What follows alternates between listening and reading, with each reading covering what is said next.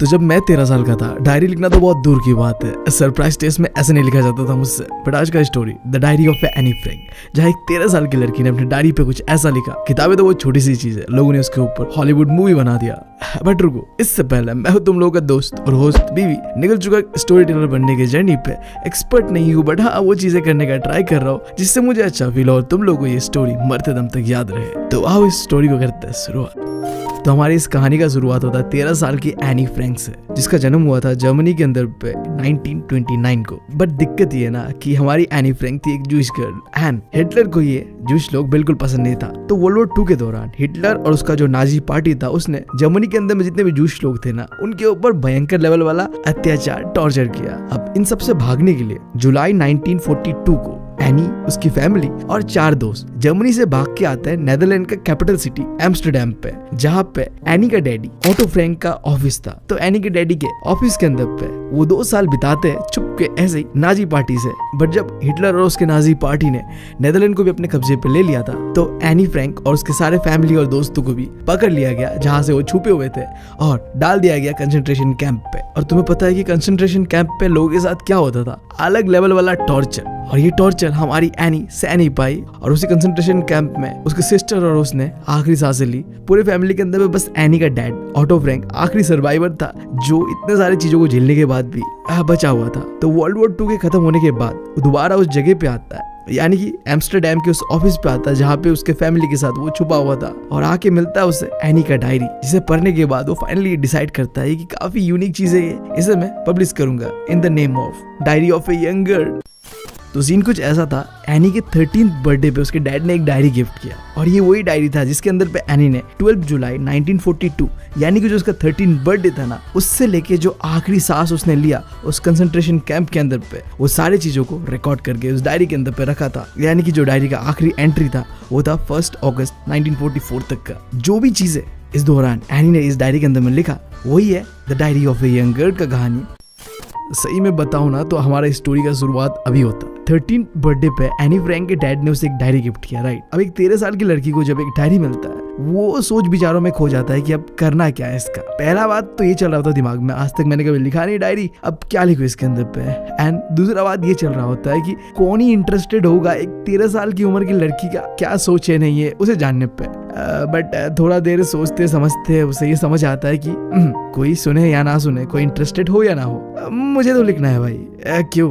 क्योंकि दिल को हल्का करना है ना यार। तो डायरी बहुत अच्छा चीज होता है, उसीलिए तो जाना जाता है डायरी। जब कोई ना सुन रहा हो तुम्हारा तो बस बातों को लिख दो, दिल हल्का हो जाता है, राइट। तो अब हमारी एनी भी यही करने वाली थी। और अब देखो इस चैप्टर के अंदर का सबसे इम्पोर्टेंट और महंगा स्टेटमेंट हमारी एनी कहती है, जब भी वो डिप्रेस दुखी रहती है ना, तब ये सोचती है वो कि paper has more patience than people. देख लो कितना गहरा बात कहा कि कागज के पन्नों के पास ज्यादा पेशेंस, धैर्य है लोगों से। अब ऐसा उसने किस लिए कहा? पहला चीज तो ये था कि उसका कोई दोस्त नहीं था, ठीक है, जिससे वो अपने दिल की बातों को शेयर कर सके। मतलब उस टाइप का नहीं था जिससे वो शेयर करना चाहती थी। हाँ, तो उसने सोचा कि हाँ डायरी बेटर रहेगा, एटलीस्ट वो मेरे बातों को सुनेगा, समझने का कोशिश करेगा। मतलब कोशिश तो क्या ही करेगा, कागज है, बट हाँ एटलीस्ट जो भी उसे कहना है वो कह सकेगा, रोक टोक नहीं होगा, ठीक है। और जब उसे एक सच्चा दोस्त मिल जाएगा जो सही में उसे समझेगा, सुनेगा, बिल्कुल उसके डायरी की तरह ही, तब वो उस डायरी को उस सच्चे दोस्त के साथ शेयर करेगा, उसे पढ़ने देगा जो भी चीजें उसने उस डायरी पर लिखा हुआ था। और इसके बाद वो कहती है एक चीज जो कि मैं बहुत ज्यादा रिलेट करता हूँ, कि कोई भी ये चीज मानेगा नहीं कि एक 13 साल की उम्र की लड़की कंप्लीटली इस दुनिया में अकेली है। देखो सिस, मैं मानता हूँ तुम तो 13 की थी यार, मैं तो 24 का हूँ and still feel like I am alone in this world बडी।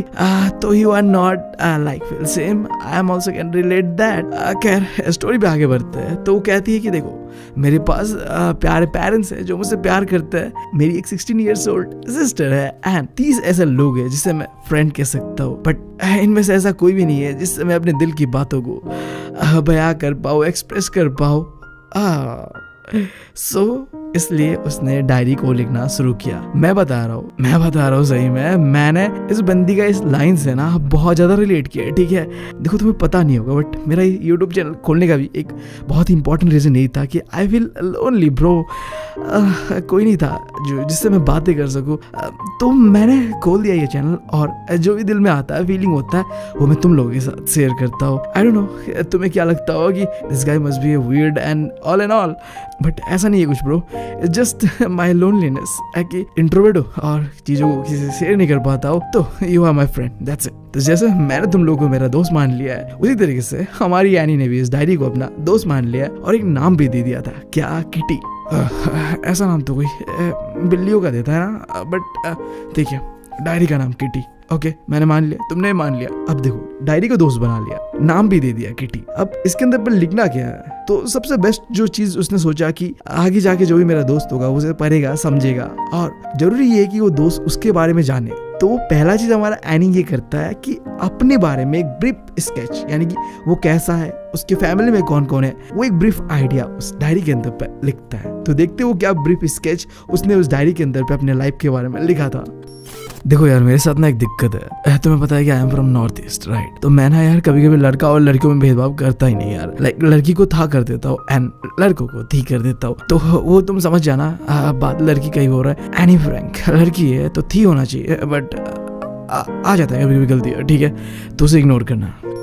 अब ये जो ब्रीफ कैरेक्टर स्केच एनी के लाइफ के बारे में था, यहाँ सबसे पहले बताता है एनी अपने मॉम एंड डैड के बारे में। जब एनी का डैड 36 इयर्स का होता है एंड एनी का मॉम 25 इयर्स का होता है, तो दोनों शादी कर लेते हैं। एंड उसका सिस्टर जो कि 16 इयर्स ओल्ड था, पहले बताया था उसने, बट इस बार यहाँ नाम मेंशन करता है, जो कि है मार्गो। इसका जन्म होता है फ्रैंकफर्ट, जर्मनी का एक सिटी है, वहां पे। कब होता है? 1926 को। और वो अपना भी डेट ऑलरेडी जो कि मैं तुम्हें बता ही चुका हूँ, 1929 को हमारी एनी फ्रैंक जन्म लेती है। अब देखो, जब एनी 4 साल की होती है, तब ऑटो फ्रैंक यानी कि उसका फादर 1933 को माइग्रेट करता है हॉलैंड के लिए। एंड फादर के साथ साथ जो मॉम होती है एनी फ्रैंक का, वो भी माइग्रेट करती है हॉलैंड पे, और बाकी बच्चा वो और उसकी सिस्टर अपने नानी के घर रह जाती है। अब तुम में से ये चीज कई लोग रिलेट कर पाओगे। कुछ भी होता है, मॉम एंड डैड तो नानी के घर ही छोड़ देते हैं, है ना। चलो कोई ना, जिसका दर्द है वही समझ पाएगा ये। बट हाँ, आगे बढ़ते हैं। बट देखो, लेटर दिसंबर में क्या होता है, मार्गो हॉलैंड आ जाती है। एंड फिर हमारी एनी भी फरवरी में, जब मार्गो का बर्थडे था, एज ए प्रेजेंट अपनी बड़ी बहन के लिए एनी को भी हॉलैंड में लेके आया जाता है। एंड हॉलैंड में आने के बाद एक मॉन्टेसरी नर्सरी स्कूल होता है, जहाँ उसे क्लास 1 पे डाल दिया जाता है जब वो 6 साल की थी। और जब वो पहुंचती है क्लास 6 पे, तो उनका एक टीचर होता है कुपरस, जो कि उस स्कूल का हेड मिस्ट्रेस होती है। उनके साथ उनका बहुत ही अच्छा कनेक्शन था, बट साल के आखिरी में बहुत ही एक हार्ट टचिंग फेयरवेल होता है, जिसके बाद उनका टीचर और उनका जो भी था इंटरेक्शन स्कूल से खत्म होने वाला था। एंड फिर 1941 को एनी की ग्रैंड मॉम को थोड़ा हेल्थ इशू होता है, वो बीमार पड़ती है, जिसकी वजह से उनका एक ऑपरेशन करवाना होता है। और वो ऑपरेशन बिल्कुल एनी का जो बर्थडे होता है उस समय हो रहा होता है। तो ऑपरेशन के कारण एनी का बर्थडे उतना धूमधाम से सेलिब्रेट नहीं होता है, नॉर्मली कर दिया जाता है। बट इतने सारे सैक्रिफाइसेस के बाद भी एनी की दादी बच नहीं पाती है। जनवरी 1942 को एनी की दादी डेथ कर जाती है, जो कि एनी के लिए बहुत ही बड़ा एक दर्द देने वाला चीज था, क्योंकि वो अपनी दादी से बहुत ज्यादा प्यार करती थी। तो जब अगला साल बर्थडे होता है ना एनी का, तो अपने बर्थडे केक पे एक एक्स्ट्रा कैंडल जला देती है as a memory of his grandmother, I guess, ठीक है। अब आ जाओ back to present, 20 June 1942। Family में बच्चे जितने भी लोग थे, एनी के डैड, एनी की मॉम, एनी एंड उसकी सिस्टर, सब अपने जिंदगी में सही तरीके से चल रहे थे। अब एक बात से तुम कंफ्यूज हो गए, यहाँ पे बैक टू प्रेजेंट, हम पास्ट प्रेजेंट कहाँ पे थे हम? देखो, मैंने तुम्हें बताया था कि हमें पूरा डायरी नहीं पढ़ना है, डायरी का कुछ पोर्शन है जो कि हमें जानना है। वो पोर्शन क्या पता है? डेट भी दिया हुआ है यहाँ पे, सैटरडे 20 जून 1942। ये वो डेट है इस डायरी के अंदर पे, जहाँ पे एनी का स्कूल लाइफ के बारे में थोड़ा बहुत बताया गया है, वो हमें जानना है इस स्टोरी के अंदर पे। बेसिकली मैं बताऊँ तो तुम्हें जो स्टोरी है ना, ये थोड़ा बहुत हाईलाइट दिया एनी के बारे में, एंड अब उसका स्कूल लाइफ किस तरीके से था, वो कैसी थी, वो सब हमें जानना है, ठीक है। तो एनी अपने डायरी में एंट्री कुछ इस तरीके से करती है कि डियर किटी, हमारा सारा क्लास डरा हुआ है, घबराया हुआ है इस बात से, क्योंकि बहुत ही जल्द अपकमिंग टीचर्स मीटिंग्स होगा, जहाँ टीचर्स ये डिसाइड करेंगे कि कौन से बच्चे अपकमिंग क्लासेस पे जाएंगे और किन्हें इसी क्लास पे रख देना है। यानी कि सिंपली बताओ तो रिजल्ट का सीन रहेगा, ठीक है। और रिजल्ट से यार सबकी फटती है, ठीक है, चाहे वो एनी हो, मैं हूँ या तुम हो, है ना। रुको रुको, ऐसा नहीं है। अगर तुम बैक बेंचर हो ना तो तुम्हारी बिल्कुल नहीं फटेगी। हाँ, मैं क्यों ऐसा कह रहा हूँ देखो, अभी तुम्हें समझ आएगा। अब जहाँ पूरा क्लास डरा हुआ इस बात से कि अपकमिंग मीटिंग है, क्या होने वाला है नहीं होने वाला है, वहीं पे एनी और उसके दोस्त जीएन के पीछे में 2 लौंडे बैठे हुए थे, प्योर बैक बेंचर्स, ठीक है, जिनका अलग ही चल रहा था भाई। एक का नाम था सीएन और दूसरे का नाम था जैक। दोनों भाई ने अपना जो हॉलीडे का सेविंग्स था ना, वो सट्टे पे लगा दिया था कि भाई तू पास होगा या मैं पास होऊंगा। दे आर बी लाइक, भाई देख तू तो इस बार पास हो ही जाएगा। अरे नहीं यार, तू पास हो जाएगा। अरे नहीं यार, मैं पास नहीं होऊंगा, तू ही पास हो जाएगा। अब देखो, प्योर बैक बेंचर वाला सीन है, ठीक है। अब मुझे पता है जब भी ऐसा कुछ चल रहा होता है ना, दोनों के दोनों पक्का फेल होने वाले हैं और सट्टा चला रहे हैं कि तू पास हो जाएगा, तू पास हो जाएगा, क्योंकि दोनों को पता है कि भाई हमने तो पढ़ा ही नहीं है, हम पे तो पढ़ा है ही ना, तो हम तो पास हो गए नहीं, सामने वाला पास हो जाएगा। बट दोनों को नहीं पता कि दोनों नहीं पढ़ा है। खैर जो भी हो, अब इन सारे हरकतों की वजह से एनी और उसके दोस्त जीएन बहुत ही भड़की हुई थी। जीएन ने तो कई बार रोकने की कोशिश भी किया और एनी तो बस भड़की जा रही थी उनके ऊपर। बट हमारे भाई 2 बैक बेंचर्स को किसी से फर्क पड़ नहीं रहा था, वो तो भाई अपने ही में मस्त थे, ठीक है। और अगर तुम सीधा एनी से पूछो ना कि क्या रिजल्ट रहेगा, क्या सीन है नहीं है, तो उसका तो सीधा कहना था कि देखो हमारे स्कूल पे गधे भरे पड़े हैं। अगर उसका माना जाए ना तो कई लोग ऐसे हैं जिन्हें आगे नहीं बढ़ाना चाहिए, पास नहीं करना चाहिए, इसी क्लास पे रहने देना चाहिए। बट वो कहती है कि देखो टीचर जो है ना, बहुत ही अनप्रिडिक्टेबल क्रीचर्स है इस दुनिया का। मतलब वो ये है कि लगता है कि इसने नहीं पढ़ा, बट देखते कि भाई वो पास कैसे हो गया। और कोई होगा कि भाई बहुत पढ़ा है उसने, बट वो ही फेल हो जाता है। अब ये कैसे होता है, ये टीचर्स जानते हैं।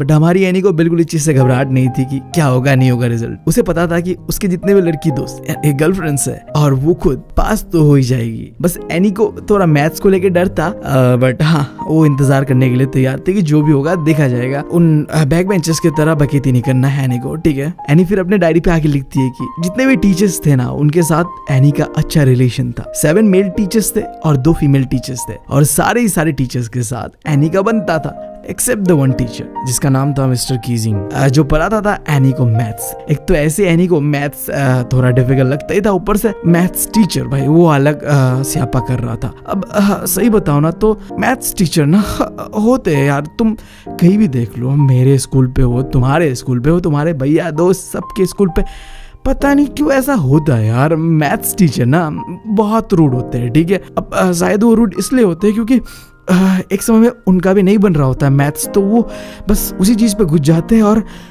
वो ऐसे बन जाते हैं। मे बी हाँ, ये मेरा थ्योरी है आई गेस, बट खरूस तो होते हैं, ठीक है, ये चीज़ तुम भी मानोगे तो ठीक है। एनी के साथ भी उसका टीचर खरूस था, बट एनी के साथ जो ये रूडनेस था मिस्टर कीजिंग का, वो एक रीजन से था। एनी ना बहुत बोलती थी क्लास के अंदर पे, और ये चीज मिस्टर कीजिंग को बिल्कुल पसंद नहीं था। तो मिस्टर कीजिंग एनी के ये जो आदत है बक करने का क्लास के अंदर पे, से तंग आके उसे पनिशमेंट के नाम पे एक असाइनमेंट देता है। क्या देता है? एक्स्ट्रा होमवर्क की एक ऐसे लिख के लाओ चैटर बॉक्स के बारे में। जिन्हें नहीं पता चैटर बॉक्स क्या होता है, वो इंसान जो ज्यादा बक करते रहता है ना। मेरे दिमाग में कैसा इंसान आ रहा है, मैं नाम भी नहीं ले रहा और कुछ नहीं बोल रहा, बट है कोई एक, ठीक है। तुम्हारे अगर दिमाग में कुछ आ रहा है तो कमेंट सेक्शन खुला हुआ है, नाम मेंशन कर सकते हो, ठीक है। सो हमारी एनी सोच पे पड़ जाती है कि चैटर बॉक्स, इसके बारे में क्या लिखूं, बट वो वहीं पे रुक जाती है। टाइटल को लिख लेती है चैटर बॉक्स एंड उस किताब को बैग के अंदर पे डाल के शांत रहने का कोशिश कर रही होती है। फिर घर में पहुंचती है जाके एंड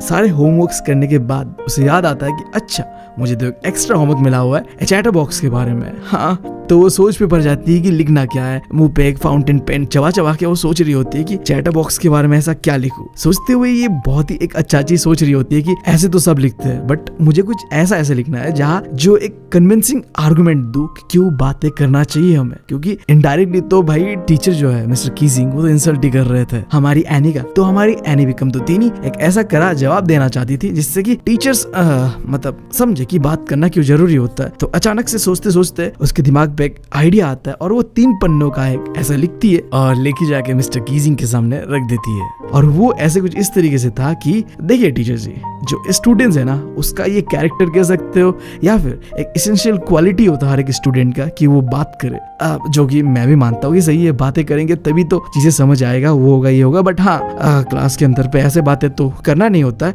तो उसने ये भी कहा कि मैं अपना जो बात करने का हैबिट है इसे कंट्रोल करने का भी कोशिश करूंगा, बट एक दिक्कत ये है कि मैं ऐसे क्योर नहीं कर सकता, मतलब खत्म नहीं कर सकता। खत्म क्यों नहीं कर सकता? क्योंकि ये जो बात करने का जो आदत है ना, ये मेरे माँ से मुझे मिला हुआ है। तो मतलब ये जो बातूनी वाला जो हरकत है ना, ये इनहेरिटेड है, यानी कि खानदानी है, उसके माँ से आया हुआ है, तो वो तो जाने वाला है नहीं, बस इसे कंट्रोल कर सकती है हमारी हैनी। देख रहे हो साइंटिफिक आर्गुमेंट दे रही है बहन। अब ऐसा साइंटिफिक आर्गुमेंट देगी क्यूट सी लड़की, तो हमारा रूट सा मैथ्स टीचर ही क्यों ना हो पिघल गया एनी के बातों से और हंस दिया। बट क्या करे, हमारे एनी का गंदा आदत बात करने का छूटने वाला थोड़ी था इतनी आसानी से। तो अगली क्लास में फिर से एनी ने बात किया, जिस वजह से हमारा मैथ्स टीचर मिस्टर कीजिंग गुस्से में आके दोबारा उसे एक होमवर्क दे देती है। और इस बार होमवर्क का नाम था द इनकॉरिजेबल चैटर बॉक्स। इनकॉरिजेबल का मतलब है कि तुम सुधार नहीं पाओगे, जो जैसा है वैसे रहेगा, मतलब वो बरबोली लड़की बरबोली ही रहेगी। इसके ऊपर एक ऐसे लिख के लेके आओ। अब तुम्हें पता है एनी है भाई, अब उसके पास तो होता ही हर चीज का जवाब, तो उसने इसके ऊपर भी एक मस्त ऐसा लिख के दे दिया, जिसके बदले के लिए मिस्टर कीजिंग ने दोबारा कुछ नहीं कहा। और उसके बाद ऐसे ही और 2 क्लासेस चलता है जहाँ पे एनी बात कर रही थी, बट मिस्टर कीजिंग ने कुछ नहीं कहा। बट जब लगातार तीसरे क्लास में एनी फिर से बात कर रही थी, तो मिस्टर कीजिंग का धैर्य खत्म हो चुका था और गुस्से में आकर उन्होंने दोबारा एनी को एक ऐसे लिखने को कहा। और इस बार ऐसे का टाइटल था quack quack quack said mistress chatterbox. अब जैसे ये टाइटल सुना, पूरे क्लास ने हंस दिया और साथ ही साथ हमारी एनी ने भी हंस दिया। बट देखो थोड़ा सैड तो थी हमारी एनी। अब उसे समझ में भी नहीं आ रहा था कि ऑलरेडी मैं इतना कुछ तो लिख चुका हूँ चैटर बॉक्स के बारे में, अब और क्या लिखूं। बिल्कुल कंफ्यूज थी वो। तभी उसकी एक दोस्त जो कि पोएट्री में बहुत अच्छी थी, उसने ऑफर किया कि Anne if you want any help then just ask me, I can help you. और ये सुनते ही हमारी एनी भी लाइक ओके कूल, अब लेंगे हम भी बदला। मिस्टर कीजिंग ने पूरी क्लास के सामने मजाक उड़ाने के लिए मुझे एक ऐसा टॉपिक दिया ताकि मेरा मजाक उड़ सके। क्यों ना अब इस टॉपिक को उनके ऊपर ही भारी पड़ा दिया जाए, कुछ इस तरीके से बना दिया जाए कि अब मजाक मेरा नहीं मिस्टर कीजिंग का हो रहे। तो फाइनली उसकी दोस्त के साथ मिलके एनी ने वो पोएम भी कंप्लीट कर लिया। और बहुत ही प्यारा सा पोएम था कि कुछ इस तरीके से एक मदर डक होगी, एक फादर स्वान होगी और उसके 3 बच्चे होंगे। और वो बच्चे क्योंकि बातें बहुत करते हैं, क्वैक क्वैक करते हैं, ठीक है, तो इसके वजह से जो स्वान फादर है उसने अपने बच्चों को मार दिया। तो देखो बहुत ही गहरा और खतरनाक पोएम था, ठीक है। अब जैसे मिस्टर कीजिंग ने एनी का वो पोएम सुना, समझा और फील किया, उसे रियलाइज हुआ कि शायद वो गलत कर रहा है। बच्चे हैं, बातें तो करेंगे ही, मैं कुछ ज्यादा ही कर रहा हूँ उनके साथ। तो तुमने देखा लकीली मिस्टर कीजिंग ने एनी का जो भी बात था उस पोएम के अंदर उसे पॉजिटिव ले लिया और इस बार भी एनी बच गई थी।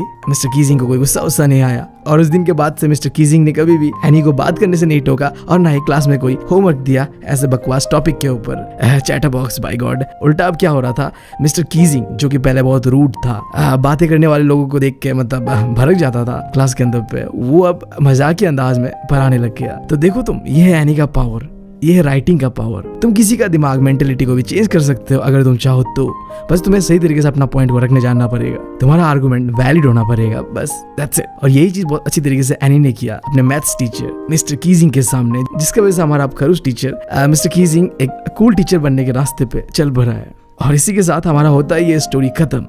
उम्मीद है तुम लोगों को पसंद आया होगा। काफी मतलब हमारे टाइप का था, ठीक है, रिलेटेड वाला था, जहाँ एक 13 साल की लड़की जिसे एक आदत लगता है डायरी लिखने का, और उसने अपने लाइफ के बारे में कई सारी चीजें उस डायरी में लिखा जिससे वो अपना अकेलापन को हल्का कर सके और अपने दिल की बातों को किसी ना किसी को एटलीस्ट अपने डायरी में, अपने पन्नों में ही भर के वो अकेलापन को खत्म कर सके। और स्पेसिफिकली हमने पूरा डायरी तो नहीं भरा, बट उसका स्कूल लाइफ के बारे में तो जरूर जाना कि हाँ एनी कोई मामूली लड़की तो थी नहीं, बकबक में एक्सपर्ट थी। और कहते यार देखो, जो बकबक में ना परफेक्ट होते हैं ना, वो मतलब दिमाग से भी बहुत एक्सपर्ट ही होती है, ठीक है। उनसे पंगा लेना नहीं चाहिए, वो हर तरीके से मतलब आगे ही होती है, ठीक है। आई होप तुमने भी देखा होगा कोई एक ऐसा दोस्त कुछ भी जो हर चीज में आगे होते हैं, बकबक करने में भी, मतलब मैं क्या बताऊँ, दे आर कूल, ठीक है, ऑलराउंडर। बेसिकली तो यही था हमारा ये चैप्टर। उम्मीद है तुम लोगों को पसंद आया होगा।